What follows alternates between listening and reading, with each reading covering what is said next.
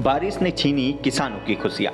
ऐसा हम इसलिए कह रहे हैं क्योंकि 4 दिन से लगातार उत्तराखंड में मूसलाधार बारिश हो रही है और नैनीताल जिले में किसानों की फसल बर्बाद हो रही है। जहां एक ओर जाड़ों का समय नजदीक आ रहा था, किसान पकी हुई फसल काटने की तैयारी कर रहे थे, वहीं बेमौसम बारिश ने किसानों की फसल को बर्बाद कर दिया है।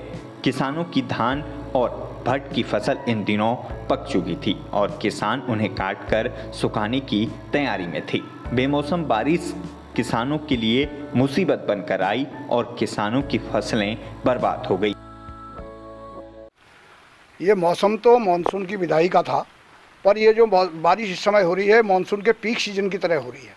और इस समय पूरी फसलें पहाड़ से लेकर के प्लेन्स तक, अपना धान है, सोयाबीन है और पहाड़ में मांस, गहत वगैरह जो फसलें हैं, भट्ट वगैरह जितने भी फसलें होती हैं, ये सब का इस समय बिल्कुल कटाई का और तैयारी का समय है। और ये फसलों ने उनको पूरा ख़राब कर दिया है। किसानों को बहुत बड़ा नुकसान बारिश से हो गया है। धान की फसल जो किसान अब काट कर सुखाते हैं, वह अब पूरी तरह से बर्बाद हो चुकी है। बारिश ने अन्नदाताओं के चेहरे से भी रौनक छीन ली, क्योंकि किसानों की फसल तो बर्बाद हो गई।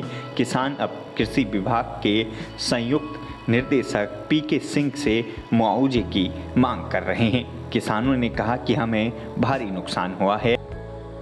देख रहे हैं कि कुमाऊं मंडल में विगत 2-3 दिनों से लगातार बारिश हो रही है और इसमें हमारे मैदानी जो जनपद हैं, जैसे ऊधम सिंह नगर, नैनीताल, लगभग 1 लाख हेक्टेयर क्षेत्रफल में धान की रुपाई करी गई है।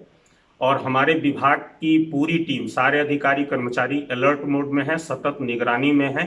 कहीं कहीं से जो अधिक बढ़वार वाली प्रजातियां हैं, उनके गिरने या पानी लगने की सूचना प्राप्त हुई है।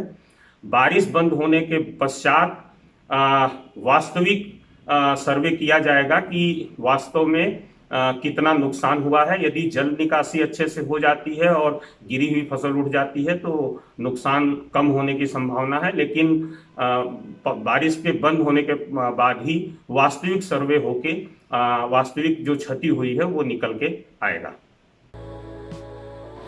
किसान धान की फसल को अब काटने की तैयारी में थे, वहीं बेमौसम बारिश ने किसानों की धान की फसल को भी पूरी तरह से बर्बाद कर दिया है।